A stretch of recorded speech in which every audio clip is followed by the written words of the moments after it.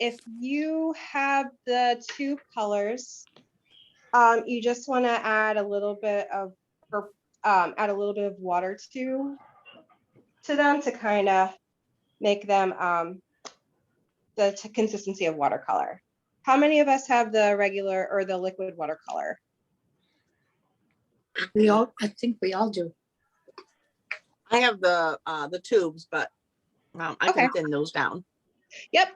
So we're just like, you just get your paintbrush, yeah, and just get some water and just kind of drip some clean water onto the tube colors until they're like liquidy. You don't even have to use all of the color. You just want to use. It's okay. Shoot. What's wrong? I did all the color. Oh, that's okay. Let's see what we have. You don't, that's just, it's still good. You're still good. It's just a matter of being able to reuse the colors later, but we can always get more. I'm delivering today.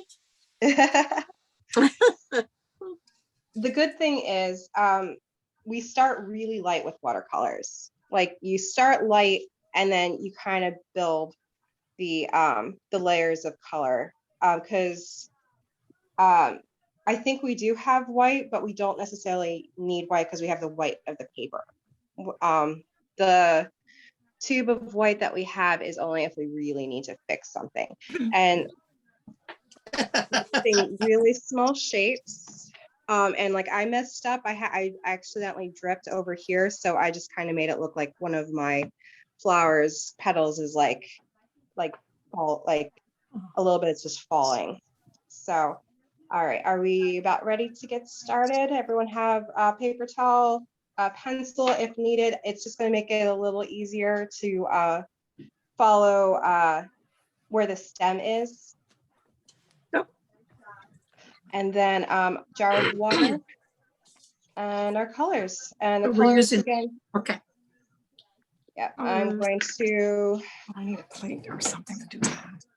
All right, so the first part of our picture, we're going to start with the stem. The stem is like the backbone of our picture. It creates the direction of where the lilacs are going to go.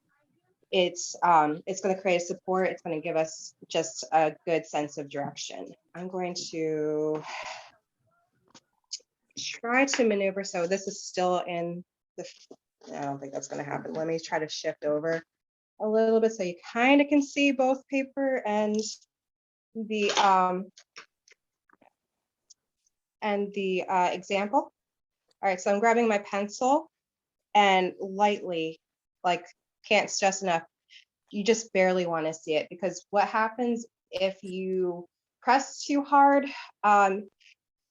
you're going to see the lines before you see the watercolor. So this is purely for your guidance, and I'm just making a curved line, and I know you can't see it very well. A curved line from the left bottom corner, and then kind of go towards the top right corner. That's going to be our guiding line to create our composition for the flowers. So that is our middle stem right here. So I just drew a line. It doesn't matter exactly where you stop, but we do want to fill up the page as best we can. So once I have my first line, I'm going to go to the same starting point, but I'm going to kind of make it closer to, like, curve to the middle. So lightly curving to the middle.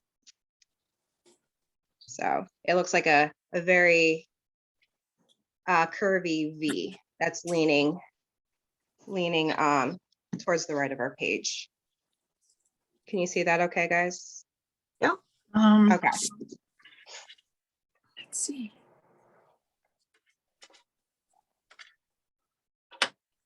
And then once I'm doing 3 lilacs. The reason I'm doing 3 versus 2 is for whatever reason, the human eye likes odd numbers versus even. If you have a choice between having an odd number composition or an even number composition, always strive for the odd. And my last line is just kind of, again, same starting point. I'm just kind of curving it towards the side. So it doesn't have to be as big as the other ones because like organic things, they're not precise.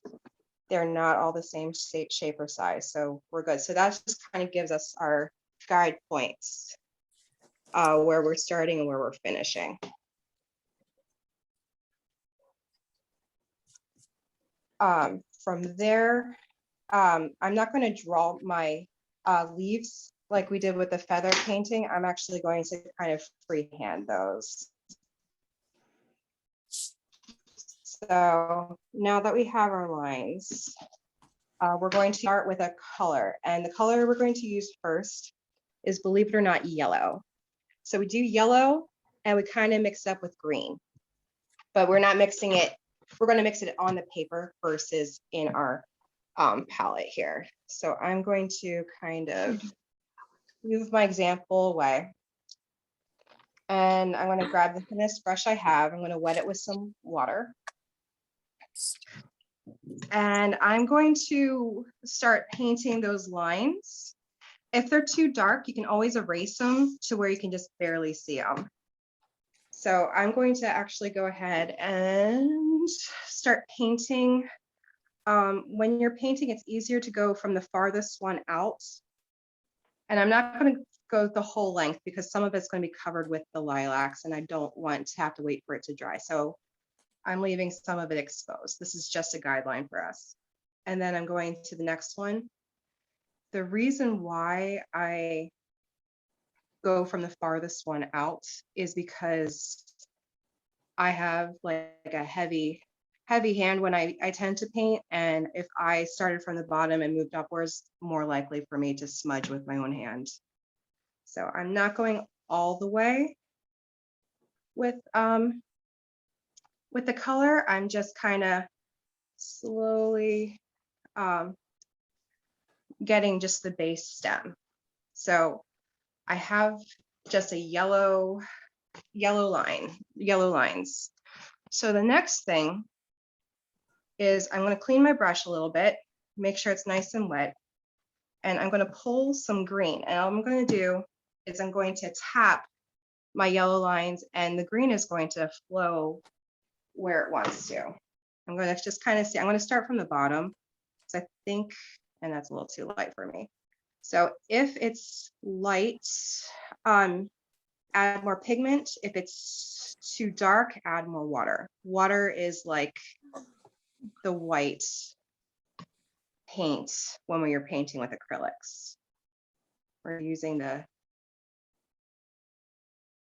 lightness of the paper to kind of get our point across.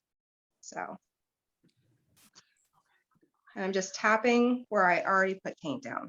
And everywhere that I didn't have paint, should not, the color should not flow that way.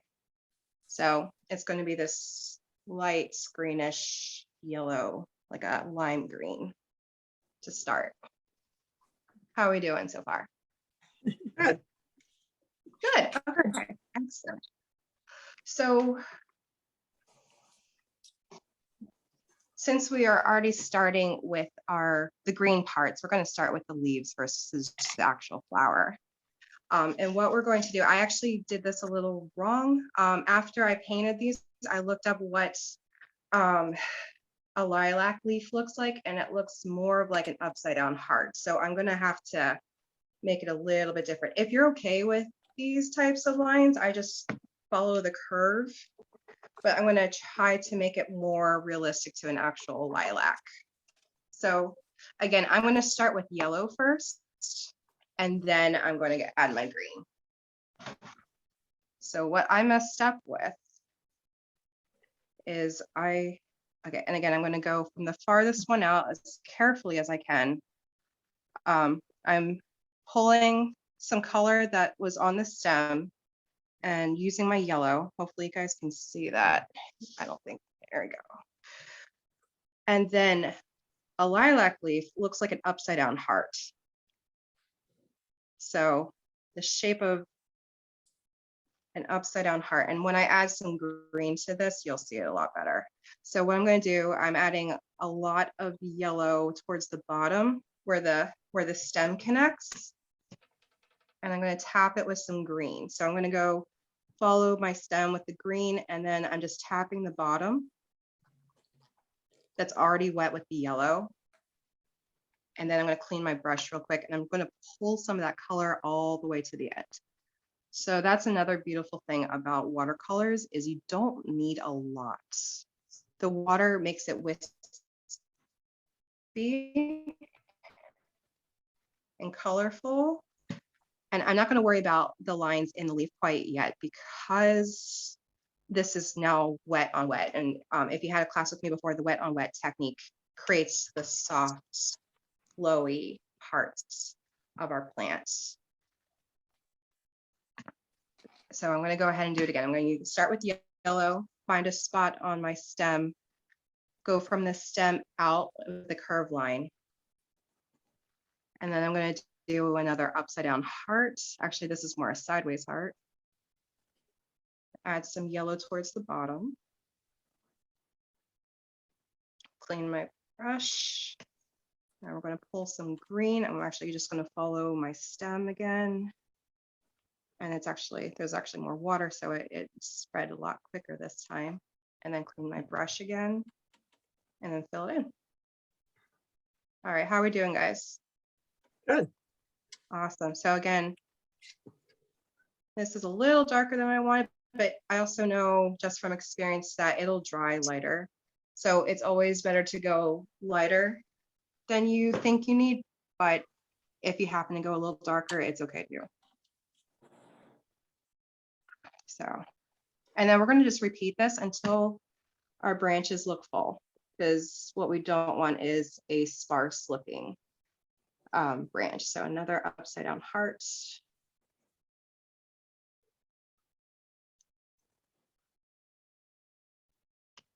And just like we before, if you have to choose between even numbers or odd numbers seem to work a lot better as far as visually pleasing. So adding more green, tapping it.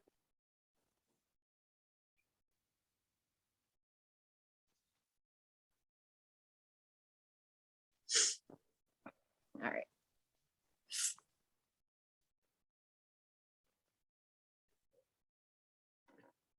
Adding more. And you can add as many or as little as you want. This is up to you. This is totally personal choice. My leaves don't look good. Let's see what we have for this. Okay. We can't lift the paper to the camera, but can you point the camera to your picture so I can see if I can help?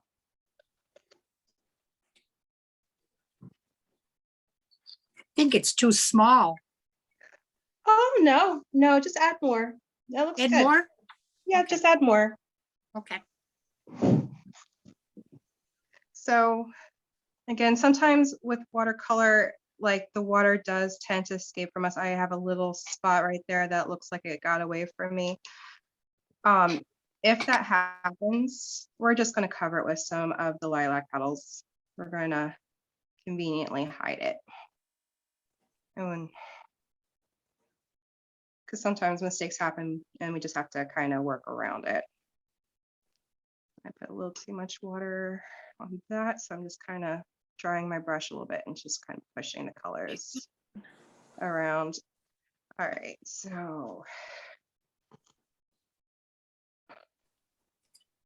I think I might just kind of do 3 leaves on each branch. I know it's not probable, but I think I can get away with it looking realistic with just the 3.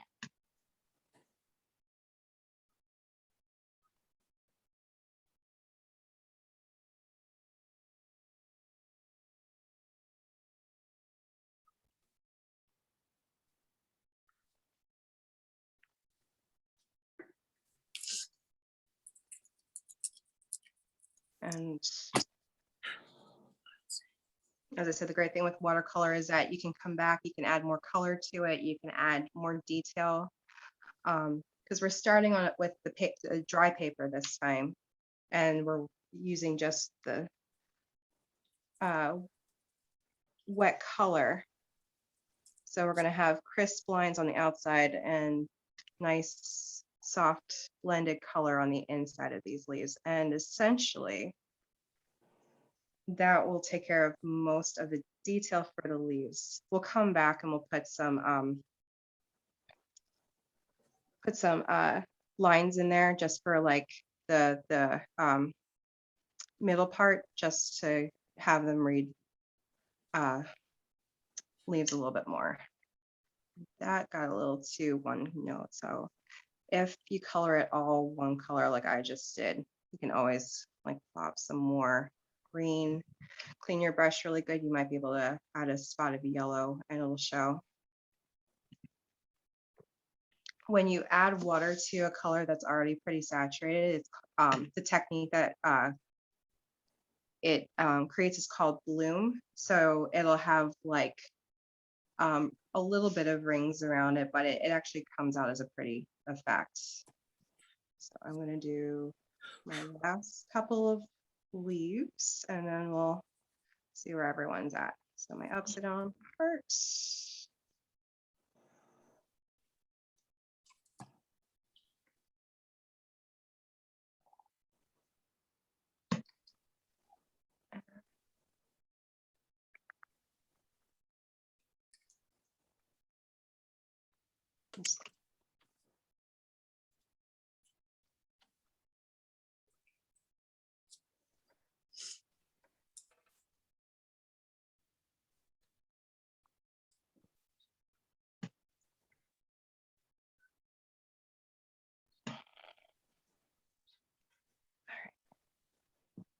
Does anyone have any questions so far? Nope. Cool. And everyone can see what I'm doing, and my internet's not being weird. It seems fine on my end, but sometimes I can't tell. No, it's going good that I can see. Excellent. Excellent. All right.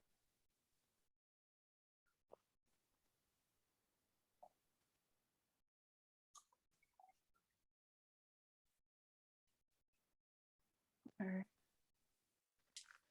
Okay, so I think I'm good with my leaves. I just got enough to where it looks full. I don't want to go overboard on leaves, but always add more later.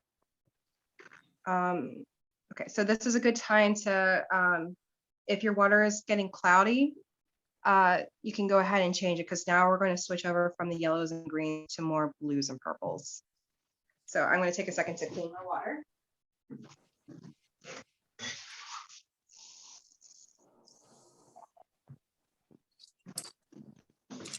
I got fresh water and our brushes, just dab it on the bottom of your cup and then just kind of brush it on your paper towel just to make sure there's no lingering color. Because what happens when we have yellow and purple mixed together, they are complementary colors on the color wheel and they dull each other out when they're mixed. So it turns out to be more of like a purplish brown. And we're not painting dead lilacs. We're trying to do nice and vibrant ones. So we're going to go ahead and we're going to get our paintbrush. I don't know how many paintbrushes you guys have. I'm going with a little bit bigger one than I started with. If you don't have another paintbrush, you can still make it work.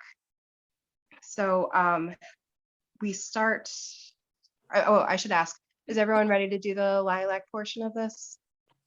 Yep. Okay. So I'm gonna put my paintbrush in there for a second. My lilacs, I'm trying to see if you guys can see that, are pretty much layers of dots. And again, I did this in about an hour before we started just to see how long the dry time was going to be. And it's still a little wet. So part of the technique, I'm going to have to show you on my already painted picture because I didn't get to the next step because it was still wet.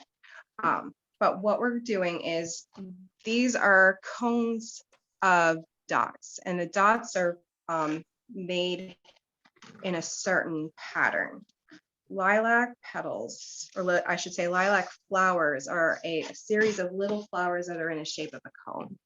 So I'm going to grab some scratch paper, and I'm going to show you the pattern that we're going to need. Okay, and I did not draw out anything. There's no pencil lines on here. I don't think it's probably wise to draw the pencil lines, because one, you're going to do that for a very long time. It's going to get tedious. So what I'm going to do, I'm just going to show you the basic outline of the petals. As long as we follow this basic steps, we should be in the right direction. What brush So- do we use?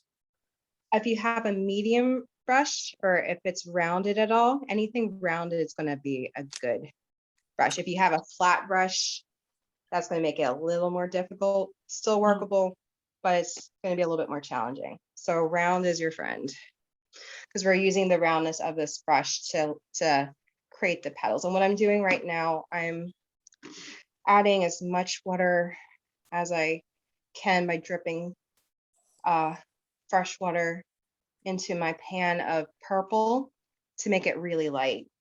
Because again, we're using Just straight purple?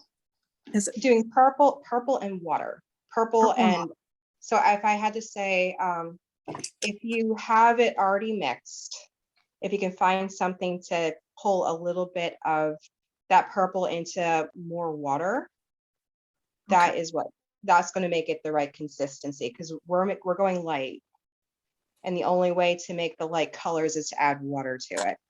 So I'm going to just show you, the pattern is super easy. So each flower in this cone that we're creating is just a series of 4 dots. They're all pointing to each other. I'm just pressing my brush super light, and that is each individual flower. When they get close together, they start to form a pile, or the This is cone nice. of lilac. So it's literally just tapping your brush. And again, if you have a rounded brush, it's going to be easier. If you have a flat brush, let me see if I have a flat brush. Okay, so this is a flat brush compared to a round brush. So it's thin. When you turn it, it looks the same, but it's wide. This is round all the way. If I have a flat brush I'm working with, you're just going to have to press it a little harder, and your petals are going to be a lot rounder, which might work. And also, I should mention, cleaning this, dabbing it, if your petals kind of run into each other, that is absolutely okay, because this is more of an impressionist painting, meaning that you're creating the impression of the colors. You can see a lot of my colors kind of blend together at some point, but you still have those crisp edges from where it was once just dry paper, like this one right here, right here. The edges are nice and crisp. That's because I left it alone and dried, but some of them kind of blended, and that's okay too, because I'm going to add more layers of the same pattern. So again, all this is just, we're using one color. They're not supposed to look perfect, and I just ran into the two petals all together. That's fine. So we're doing this, and we're doing this in the shape of a cone. Do you start at the end of the stem and just kind of work up? Well, I Or- started, here we go. So I started at the base, and I kind of started to go like back and forth all the way up. You get to choose how tall you want these, but to get that effect of a lilac, they need to be pretty defined. So the good thing is, if you start in the middle, you kind of choose how fat at the bottom you want these. So I'm going to start my my leaves that are ready to go. And again, I'm using the lightest purple I have, because what's going to happen is I'm going to go in after these are somewhat dry, I'm going to go in with a darker purple. So the ones that we placed before are going to be light, but they're going to be in the background. So they're going to enhance it looking full. So again, I'm just doing my 4 You want the dots real light first, you're saying? light first. We're with watercolor, we always go lightest to dark. So if you're trying to decide which part of your painting to work on first, lightest to dark. So I'm at the end of my stem right here on my little one, and I'm just starting to put my dots together, and my stem is dry, so I'm not worried about it blending. If you have leaves that are wet, stay away from them as much as you possibly can. Otherwise, that color is going to run into it. So pretty much I'm going to go ahead and I'm going to just kind of create like a zigzag from the middle to kind of determine where the tip is going. And I am going kind of fast just so I can show you how to kind of place it. If it's too straight, it's going to look fake. If it's too spaced out, it might not read lilac. So now that I have as far as I can go with it, I know that I'm going to have the bottom be way fuller than the tips. Oops, and I did something that I was trying to avoid. So I accidentally got this purple color into my leaf. You can rip off a little bit of tissue and kind of catch it. If it happens, if it blends in and it's already mostly dry, we'll have to try to figure out a way around it, probably adding more green after everything's dry. So I'm going to avoid this area as much as possible. If you can't fit all 4 petals, that's okay too. Because some petals get picked off in nature, but we want to try to keep all 4 together. So my goal right now is just to kind of fill this in enough to make it look like a cone, like a pine cone or something. So fat on the bottom, thin as you go up. And pretty much it's going to look like this one that I painted is going off the page. So the viewer is going to have to imagine the rest of it off the page. And so I did another thing that I said not to do is paint the closest one to you. So what I'm doing now, I'm working around it by painting the one closest to me when I flip the page around. There's no rule against flipping the paper because nothing that we're doing is going to affect the orientation because we already have the orientation set up.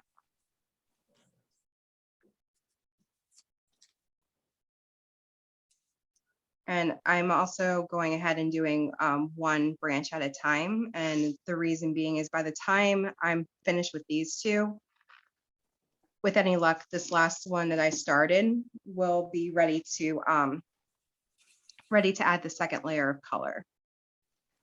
Oh my goodness gracious. Hey, are you doing okay, Marcella? No, Oh, what's wrong? you look it. No, I just can't get the gist of it. Okay, You so look so easy when you do it, and when I do it, it's like a blob. I'll tell you, I've done this so many times. It does take practice. But again, if you just do the dots, it'll come together. And again, even if it looks like if I can't space out my petals enough, that's okay. Because again, this is also the base layer. We're actually painting the background before we're painting the foreground. So no one is going to be seeing this layer in its full capacity.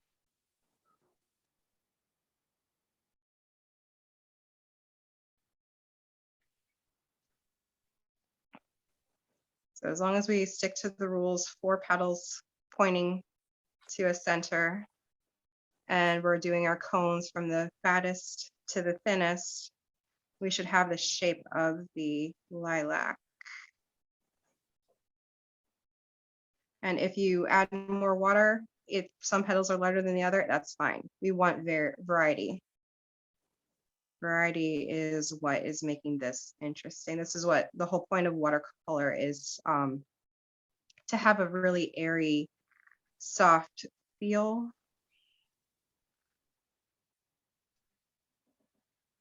Without having all that, the heaviness of acrylic. And part of it also is letting the water do its job, because the water reacts the way it's going to react, and you kind of have to work with it versus against it, and finding solutions when it's not doing exactly what you want. So I'm running out of color here, so I'm pulling more of my color, adding more water.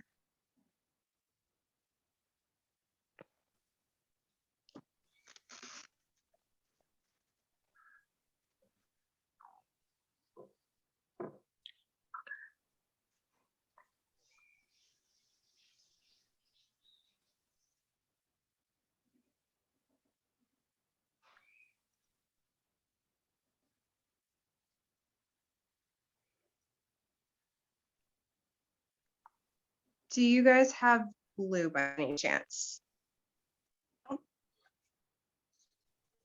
I'm sorry? Yes. I know I do.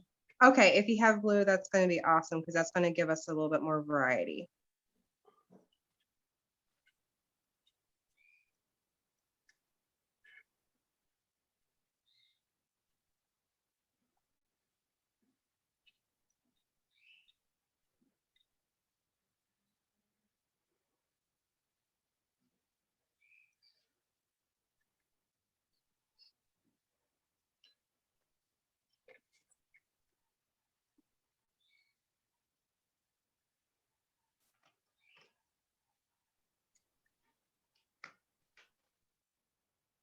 Is the water reacting the way you guys are expecting it to? Is it posing challenges? The brush isn't doing the point thing very well, but I Okay. don't know. What is your, how thick is your brush? I don't know. It's kind of a smaller, I don't know. They're all kind of the same size. I mean, I have some bigger ones and smaller ones. Okay. I don't think I have many mediums or rounded ones, so that's okay. But you know, Yeah, if you have I'm it, just- yeah, because my flat one, even if it's not pointed, that's fine. It's Okay. really, it's not the end of the world. Because I've seen images with both textures of petal. And again, this is impression. Impression kind of, it's not completely realistic. I mean, we can, if we really wanted to go dive into it, it would take hours Yeah. to get realistic. But we're impressionism, like Monet's work with the water lilies is his famous stuff, or the Japanese bridges. He kind of has this really soft, wispy way about applying the paint, and it's almost like it's a picture that kind of blends emotion and representation, because you can tell what his stuff is supposed to be, but it's not portrayed realistically. Okay. This is the same way. We're giving the feel of a lilac. Are they going to be scientifically accurate? Probably not, but that's okay. If we wanted scientifically accurate, we could take a picture of it too, Mhm. with the camera. Painting gives us the opportunity to add our own special touches to it.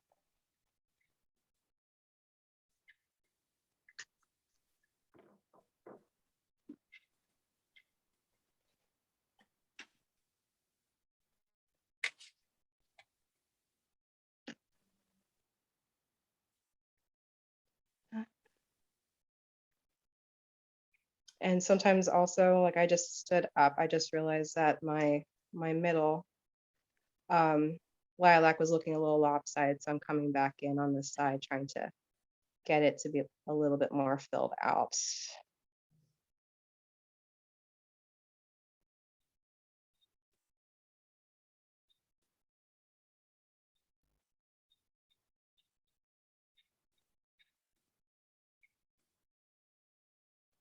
And I'm going to actually go on the other side of this leaf as carefully as humanly possible, pretending like it's some leaves are of the petals are poking out behind the leaf.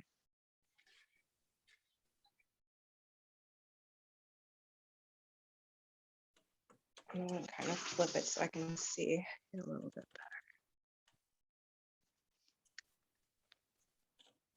If your paper feels like it's buckling, if you have any kind of painter's tape or that Japanese washi tape, it's like a paper tape. That's helpful for keeping the paper from getting too wrinkly as you're working, because sometimes with watercolor, if the paper gets too saturated and it gets wrinkly, some of the paper, the dots of color will run into other things that you're not expecting. So if you have that, that's definitely helpful. Make this a little bit bigger.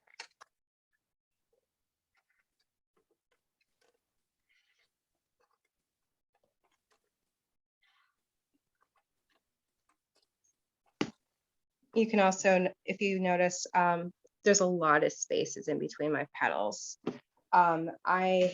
That's not going to be the case once we start adding the next layer of color. So this is my original, and I started adding some darker purples to it and kind of layers on top. Again, these weren't as dry as I was hoping. So the drier it is, the more layers you'll have. And I'm taking a little second to feel. Some of my leaves are dry, some of them aren't, so I'm not going to play with that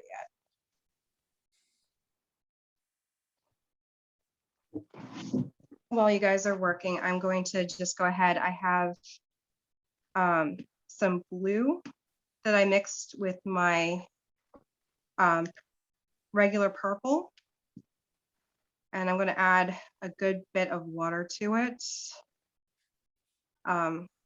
If you have an eyedropper, that's like the best thing to use when you're trying to add water.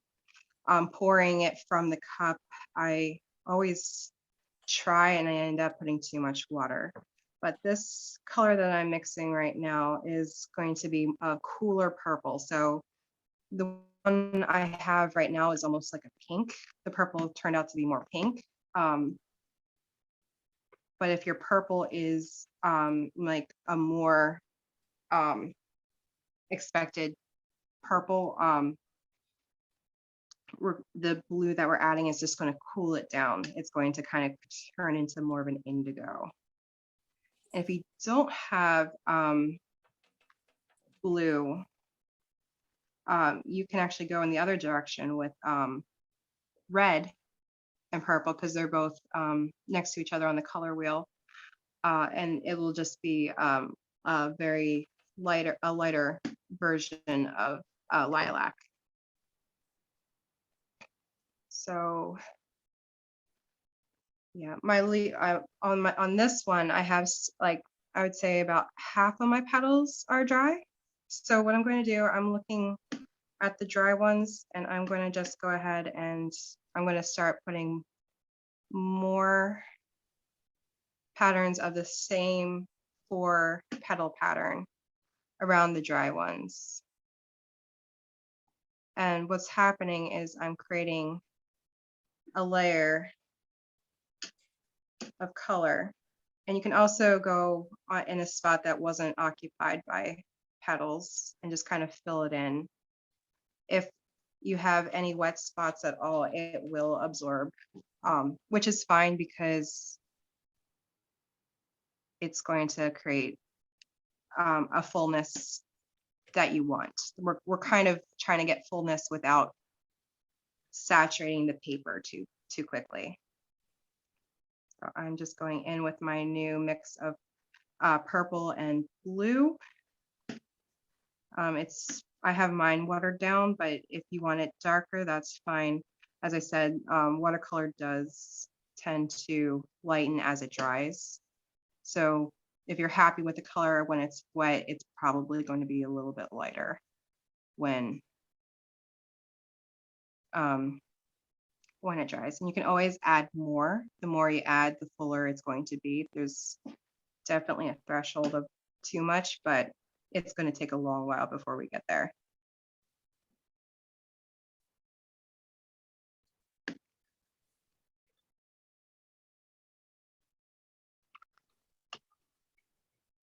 And where I messed up, I'll show you where I messed up with I added a petal too close to my flower, or not my flower, my leaf.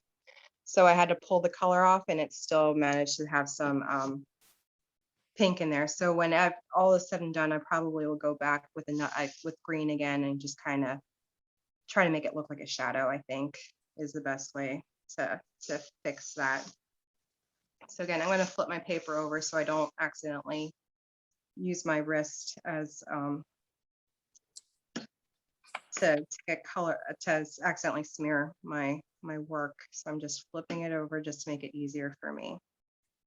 If you do use tape to tape this down, if you tape it onto like some type of board, you'll be able to flip it. Taping it to the table, obviously you won't be able to flip it, but if you have like a hard like clipboard, taping it down to that, you'll be able to maneuver it without having to worry about getting stuck. How's everyone doing? Good. Awesome. Still on the light purple, but I'll get there. Oh no, that's okay. I mean, you know what the next step is anyway. So Yeah. yeah, it's just we're adding layers of color. Yeah.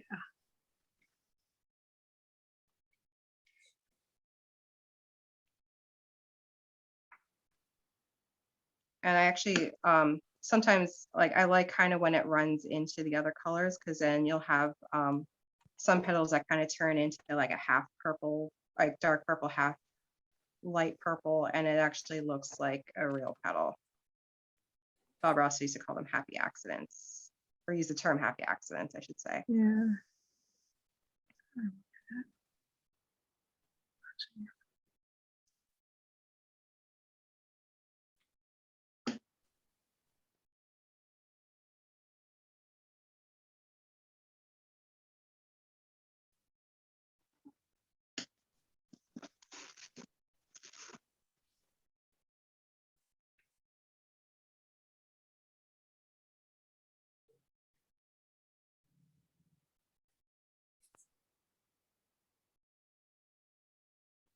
And a lot of people consider watercolor to be one of the trickiest mediums because you're dealing with the nature of water.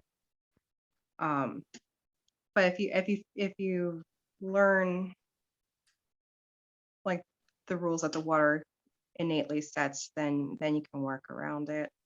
I find it pretty relaxing. Sometimes it's easier to use watercolor than it is acrylic because you have to set up your canvas, your easel, your palette. Whereas this, all you need is some water, a brush, and watercolor paper, and you can actually go outside and do this freehand too. Like you can start breaking down the shapes, because that's pretty much what this is breaking down the flower based off of its basic shapes, what makes it recognizable as a lilac. And hopefully those lilacs are on the way to blooming in Highland Park, so we might be able to compare and contrast our work to see how close to nature we got it.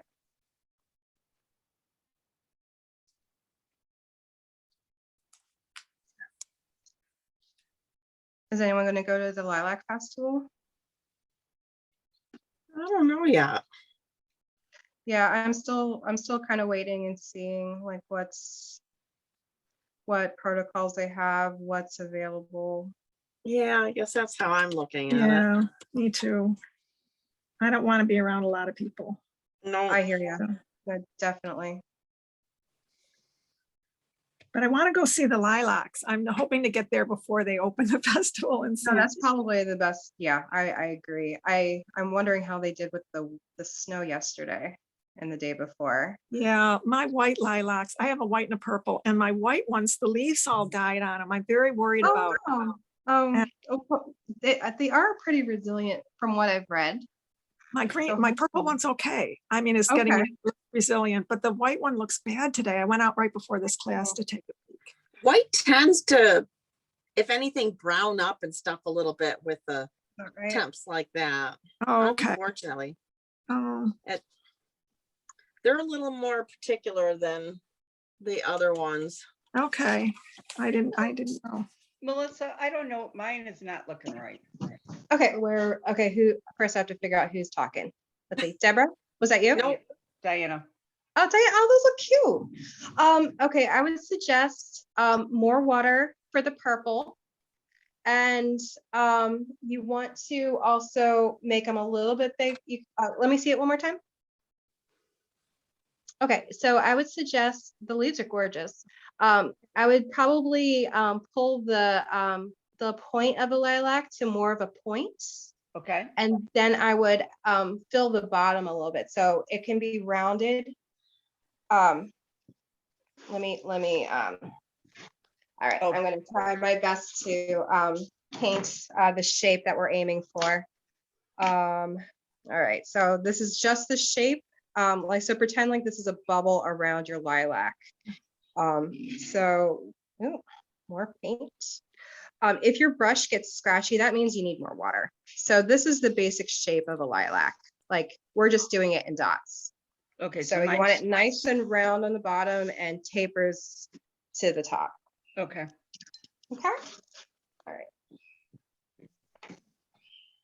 So the good thing is,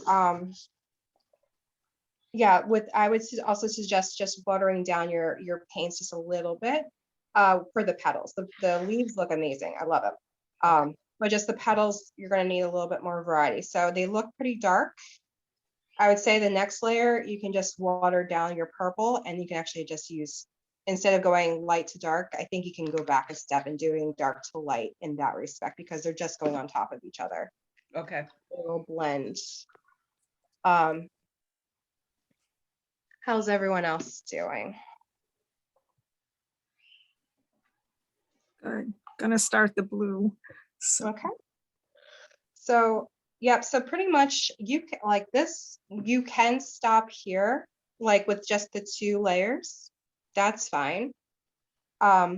If you want to go further, you would just you're still just kind of controlling what tones you're working with. So you can do like the next layer if you want, if you're going darker with blue, you can make it a little bit more blue, a little less purple.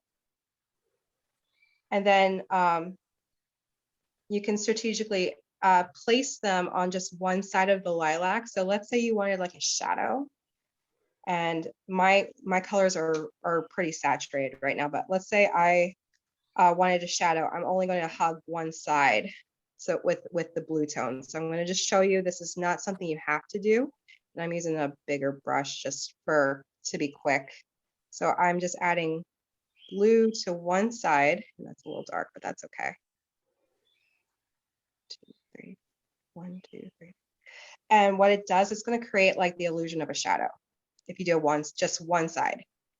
1, 2, 3, 4. And this is also blending with the colors I have laid down, but I'm okay with it just because I think it's going to read the same.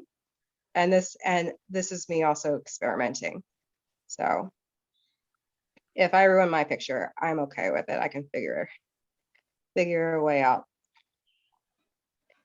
So I'm just hugging one side of my lilacs, and I don't know if you can see, it's kind of starting to look like a shadow. Like, oh, fun fact, if you are painting shadows of something outside, you use a tint of blue. But if you're doing something inside, that blue tone isn't there. So you'd use a gray or a brown for shadows. I didn't know that for the longest time, but if you're wanting shadows outside are tinted blue. Huh. So, does it look like a shadow to you guys? Is that too? Yeah. Looks And good. well, Yep. thank you. And Mine- I'm just Mine- actually wetting. Well, here's the Mine- other. Mine that's touch a little gorgeous. bit, but No, that's beautiful, Deborah. Yeah, very nice. Yeah. The other That- thing you can do, if you don't want a white background, I'm fine with a white background. My first one, I went ahead and I did yellow and I did the Okay. wet on wet technique. But what I did was I made sure that I stayed away from everything. Like I did not touch my original picture at all. So I pretty much, I wet the whole paper, leaving a halo around my whole picture, composition, I should say. And then I went to the corners first and I applied heavy color and I kind of just brushed it until it kind of flowed into a light yellow. So if you just work on the corners and you let the water do the rest, you'll have a nice soft edge if you want. And you can choose whatever color you want. I chose yellow because I was thinking, oh, summer, a nice sunny day.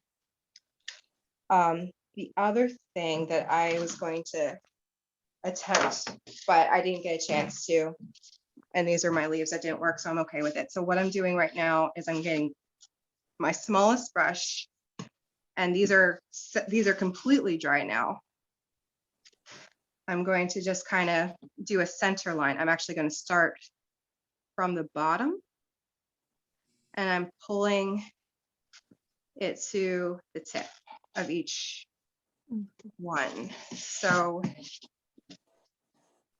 with leaves, generally speaking, that line is the strongest crisp line of your leaf, and it's totally up to you, and it does take some time. And I don't have the brush that I would prefer to use this with. I usually like a liner, which is like, it has like maybe like a very small amount of bristles on there, to make a thin line. But I'm just doing this just as an example. I'm just pulling from the center of the leaf back to the stem. You kind of want it to taper as best you can. And you can also, if you are feeling adventurous, you can actually pull some of your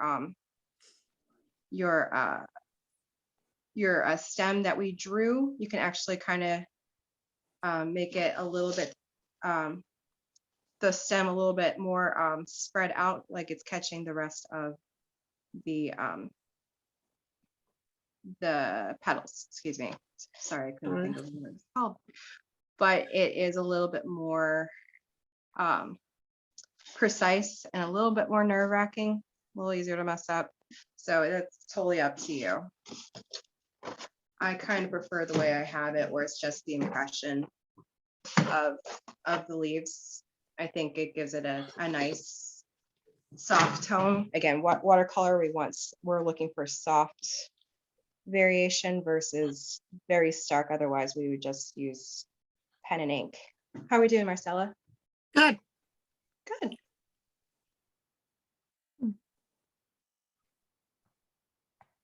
Awesome. All right, so if you do decide to paint the background, the biggest brush you have is probably the way to go. I got this is a round brush as well. It's a 12, which is fairly large. You just want to make sure you start with a clean brush first, or clean water, like completely clean water. I have a question. Am I doing the purple too light, like the blue? I mean, it doesn't look, it's not blended. Oh, no, that's okay. Something If you about want it to blend, They don't can go go, into it. just go closer. Just go closer together if you want.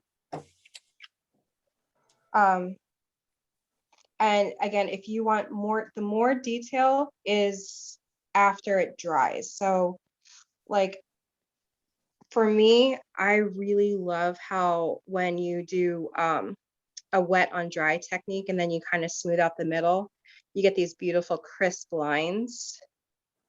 Okay.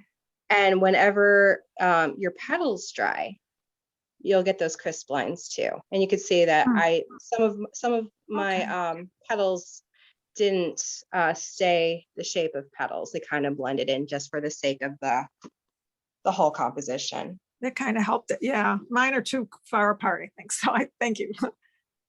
Yeah. So again, it's just playing with the color and playing with the nature of water. And I see like I have a pool right here of color, and I'm going to try to add it down here to make it look a little bit more full.